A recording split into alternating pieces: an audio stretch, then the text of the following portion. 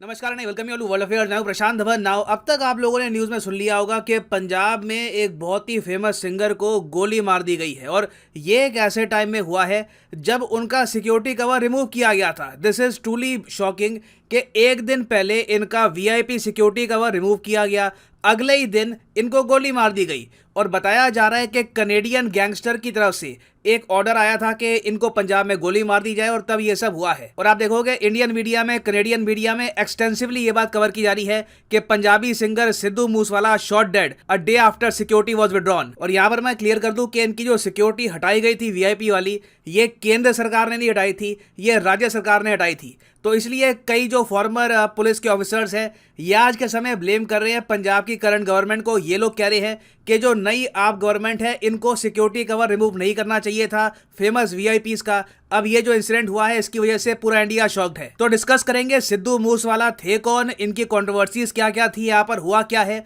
और इस इंसिडेंट के बाद क्यों बहुत ज़्यादा नीड आज के समय महसूस होती है कि इंडिया और कनाडा मिलकर जो वेरियस गैंग्स काम कर रहे हैं, जो स्मगलिंग होती है वेपन्स की, इन सब पर क्रैकडाउन करें। This is very important for India and Canada both.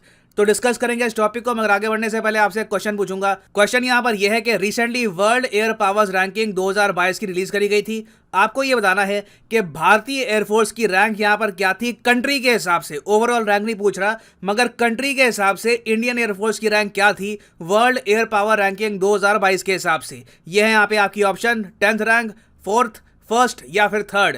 Comment section में करिए उत्तर, सही आंसर आपको मिलेगा वीडियो के अंत में। ना फर्स्ट ऑफ ऑल मैग्नीट्यूड समझने के लिए कि यहाँ पर हुआ क्या है, अगर आप यूट्यूब पे जाकर सर्च करोगे सिद्धू मूसवाला सॉन्ग तो आपको बहुत से गाने मिलेंगे जिनके मिलियंस ऑफ व्यूज है। 127 मिलियन व्यूज, 50 मिलियन व्यूज। इनके गाने कनाडा में, पंजाब में, इंडिया में, नॉर्दर्न एरियाज में बहुत ज़्यादा फेमस थे।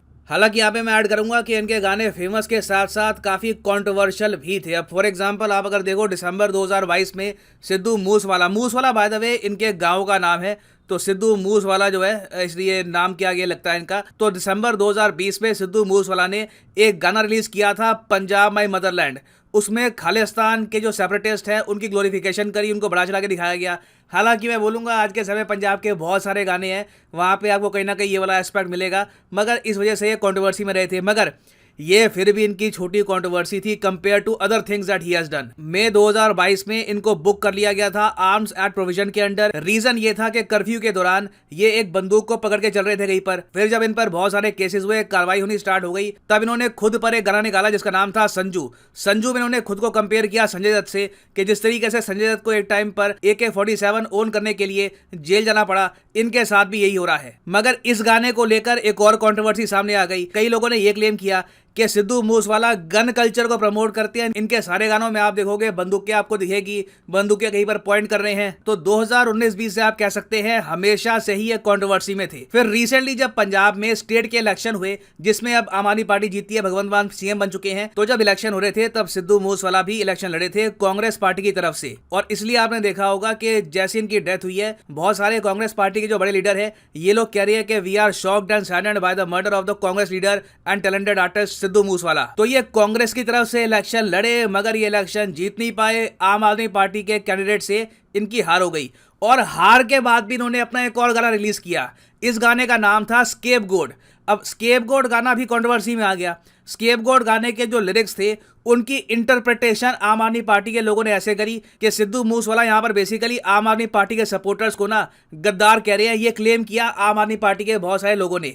तो स्केपगोट जो गाना था, इस वजह से फिर से सिद्धू मूसवाला कंट्रोवर्सी में आ गए। और फिर उसके कुछ ही हफ्तों बाद हमने देखा कि इनका जो सिक्योरिटी कवर था, वीआईपी सिक्योरिटी कवर, ये भी रिमूव कर दिया गया। हालांकि यहाँ पर मैं ऐड करूंगा कि ऐसा नहीं है कि पंजाब सरकार ने सिर्फ सिद्धू मूसवाला का जो सिक्योरिटी कवर है ये रिमूव किया था। पंजाब के जो चीफ मिनिस्टर है भगवंत मान, इन्होंने अपनी तरफ से मुहिम स्टार्ट करी। इन्होंने ये कहा कि मैं पंजाब में वीआईपी कल्चर खत्म कर दूंगा। तो उसके अंडर इन्होंने ये कहा कि मैं 424 जो वीआईपी है, सेलिब्रिटी वीआईपी भी इसमें बहुत सारे, इनकी सिक्योरिटी वापस खींच लूंगा, क्योंकि सिक्योरिटी प्रोवाइड करने में स्टेट का खर्चा होता है। तो पंजाब की करंट गवर्नमेंट ने वीआईपी की सिक्योरिटी बहुत जरा कम कर दी। और अनफॉर्चुनेट बात देखिए, जैसे ही ये स्टेप उठाया पंजाब की करंट गवर्नमेंट ने, अगले ही दिन सिद्धू मूसवाला को गोली मार दी गई। तो इसलिए आज के समय भगवंत मान का जो ये निर्णय है वीआईपी कल्चर को कैंसिल करने का, वीआईपी कल्चर को खत्म करने का पंजाब में, इसकी लोग आलोचना कर रहे हैं कि अगर सिद्धू मूसवाला के साथ ये हो सकता है तो कल को फ्यूचर में बाकी जो और वीआईपी है पंजाब में उन पे अटैक ना हो जाए। और इस सब के बियॉन्ड आप अगर देखो तो ये चिंता करने वाली बात ये भी है कि ये जो रिपोर्ट सामने आ रही है कि कनाडा बेस्ड गैंगस्टर्स ने सिद्धू मूसेवाला को मार दिया, ये लोग ऑलमोस्ट वेट ही कर रहे होंगे